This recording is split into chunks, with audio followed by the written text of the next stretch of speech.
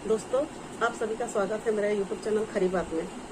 दोस्तों, जो आपने पहले देखा मेरे आज का वीडियो है जो स्क्रीन पे मेरा, कि मेरे वीडियो देखने के बाद आप कभी नहीं बनना चाहेंगे सुशील कुमार की तरह। दोस्तों, आपको तो याद होगा सुशील कुमार कौन है, उनका नाम तो सभी को पता है। और क्यों पता भी क्यों न हो, क्योंकि वो ऐसे व्यक्ति थे जिन्होंने KBC 5 में 2011 में रातों रात 5 करोड़ का प्रश्न का उत्तर जीतकर रातों रात एक नेशनल सेलिब्रिटी बन गए थे। तो अभी उनका जिक्र क्यों? क्योंकि उन्होंने तो जीता था 2011 में, तो अभी हम उनका जिक्र क्यों कर रहे हैं?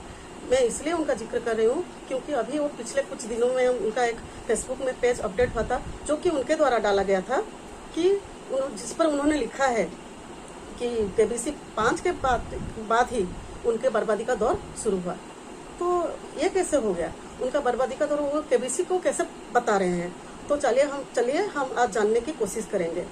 तो इससे पहले मैं तो आपको मेरा दूसरा वीडियो है, और मैं अपने पहले वीडियो में आपको बता चुकी हूँ कि मैं जो भारत के प्राचीन ग्रंथ या प्राचीन पुस्तकों में से लिखा हुआ जो संस्कृत का जो श्लोक होता है, उनमें से उदाहरण देकर मैं आपको ये बात समझाना चाहूँगी।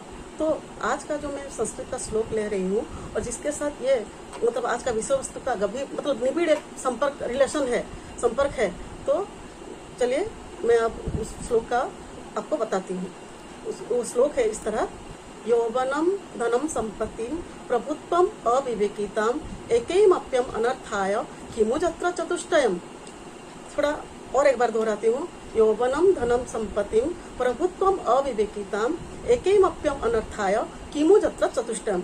इसका मतलब यह हुआ है कि यौवन मतलब यूथ, यंगनेस, धन संपत्ति मतलब वेल्थ, एंड प्रभुत्व मीन्स पावर, और अविवेकिता मतलब दूरदर्शिता का अभाव, या जो बोलते हैं फारसाइटनेस लेस। ये जो 4 गुण होते हैं, इनमें से कोई एक भी गुण हो, कोई एक भी एलिमेंट, एक भी क्वालिटी किसी अनर्थ या बर्बादी का कारण बन सकता है। और जहाँ पर ये चारों क्वालिटी का मिलन हो जाए या चारों एलिमेंट का मिलन हो जाए, वहां पर कौन सा महा अनर्थ हो जाएगा, ये तो आप सबको ये अकल्पनीय है। सोच ही नहीं सकते कि कितना बड़ा अनर्थ होगा। अब मैं जो मेरे श्लोक में जो बताई जो 4 एलिमेंट है, उसका थोड़ा एक का मैं थोड़ा डिटेल्स में, लेकिन ज्यादा नहीं, थोड़ा डिटेल्स में उनका बारे में बताना चाहूंगी। जो हमारा जो श्लोक का पहला एलिमेंट है यौवनम। यौवनम मीन्स यंगनेस या यूथ। यूथ एक ऐसा पीरियड है, ये सभी का जीवन का गोल्डन पीरियड होता है, ये सभी को आपको पता है। और यंगनेस जो होता है, यूथ ऊर्जा से भरा हुआ, एनर्जी से भरा हुआ, सपनों से भरा हुआ एक समय, ऐसा समय जिसको अभी भी शायद जो ये समय पार कर चुके हैं, उस दौर को याद करके बहुत उनको गुदगुदी होती होगी, या उनको मन में उस समय को याद करके एक सुखद एहसास होता होगा। तो यौवन का वो समय ऐसा होता है कि ये समय वास्तव में होता है क्या है, अपने व्यक्तित्व निर्माण का, अपने कैरेक्टर को बिल्ड करने का, और जो अपने यूथ के एनर्जी को यूज करके अपना कैरेक्टर का निर्माण करते हैं, अपने व्यक्तित्व का निर्माण करते हैं, वे बाद में बहुत सफल होते हैं।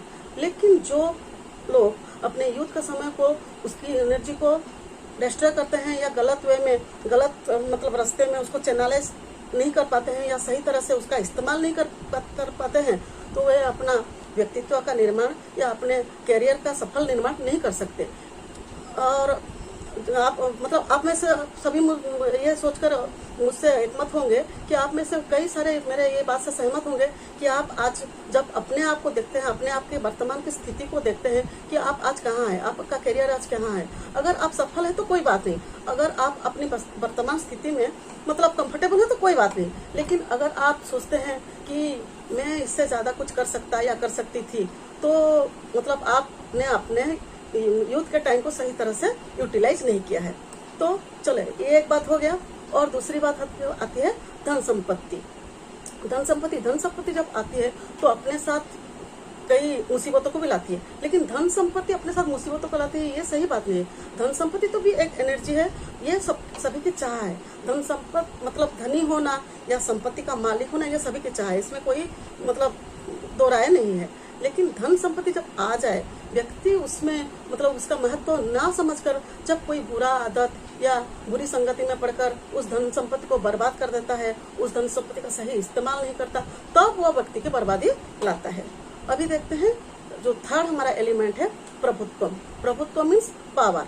पावर क्या होता है? पावर भी आदमी को ताकतवर बनाता है, लेकिन पावर तभी अच्छा है जब पावर का मिसयूज ना किया जाए। अगर पावर का आप मिसयूज करेंगे तो वो भी मतलब व्यक्ति को बर्बाद कर देगा। और बहुत सारे मतलब हम एग्जाम्पल ले सकते हैं, बहुत सारे पावरफुल ऐसे व्यक्ति हैं जो जैसे कि गद्दाफी, सद्दाम हुसैन, हिटलर, जो कितने पावरफुल थे, लेकिन उन्होंने अपना पावर का गलत इस्तेमाल किया और बर्बाद हो गए, उनका नामो निशान मिट गया। अब आते हैं हम फोर्थ एलिमेंट, जो कि है अविवेकिता। अविवेकिता मतलब डिसीजन मेकिंग करने में अभाव या सही डिसीजन लेने की क्षमता का अभाव। तो जो कोई कार्य को शुरू करने से पहले अगर सही या गलत तरह से बिना सोचे समझे या सही या गलत का निर्णय करे बिना कोई स्टेप उठा लेते हैं और उसके बाद उसको एक्टिवेट कर देते हैं या उसको एग्जीक्यूट कर देते हैं मतलब उनके स्टेप को, तो बाद में हो सकता है वो उनका मतलब उनका निर्णय गलत साबित हो और वो उसके द्वारा उनको बहुत हानि पहुंचती है। तो इसी तरह मतलब फॉरसाइटनेस से भी क्या होता है कि व्यक्ति को बर्बादी का सामना करना पड़ सकता है। तो अभी हम देखते हैं सुशील कुमार के क्षेत्र में ये चारों एलिमेंट ने कैसे काम किया। तो जब वो केबीसी के विनर बने थे, केबीसी 5 के 2011 में, तो वे युवा थे, सपनों से भरे हुए युवा थे, बहुत कुछ करने की उनके मन में चाह भी थी।